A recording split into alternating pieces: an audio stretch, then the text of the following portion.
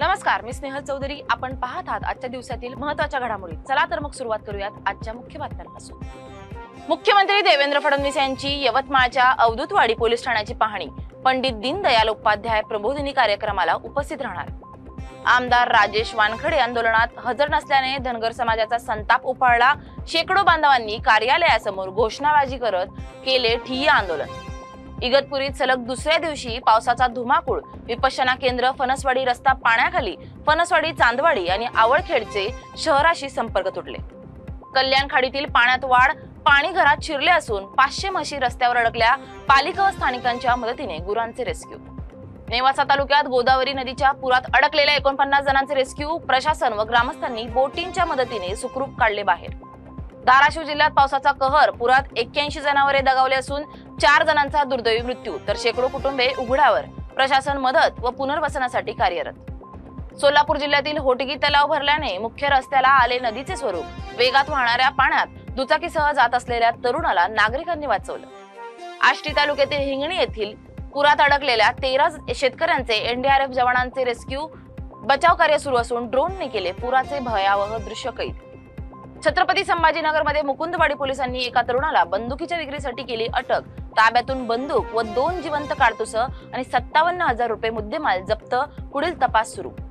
भारताने पाकिस्तानला 5 विकेट्सने पराभव करत धूळ चाकली. देशभर भारताच्या विजयाचा जल्लोष सुरू असताना पुण्यातील एफसी रोडवर तरुणाईचा जल्लोष पाहायला मिळाला. श्री तुळजाभवानी देवीची शारदीय नवरात्र महोत्सवात 7व्या माळेच्या दिवशी शेषशाही अलंकार महापूजा विधिवत पार पडली. सकाळपासून मंदिर परिसरात भाविकांची मोठी गर्दी. धुळेच्या शिंदखेड्यात शेतकऱ्यांना आसमानी बरोबर सुलतानी संकट. सिमेंट फॅक्टरीच्या रसायनयुक्त धूळ पाण्यामुळे जमिनी नापीक. ग्रामस्थ आरोग्य समस्यांनी त्रस्त. प्रशासनाकडे वारंवार तक्रारीनंतरही दखल नाही.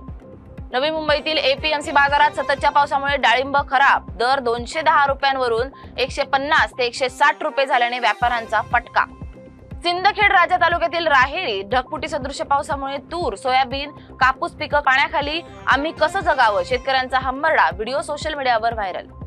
चंद्रपूरमध्ये घुग्गुस चंद्रपूर मार्गावर एटीएम चोरी प्रकरणात गुन्हे शाखेला यश. राजस्थानच्या सिरदार खानला अटक तर फरार असलेल्या 3 जणांच्या शोधात पोलीस पथके रवाना.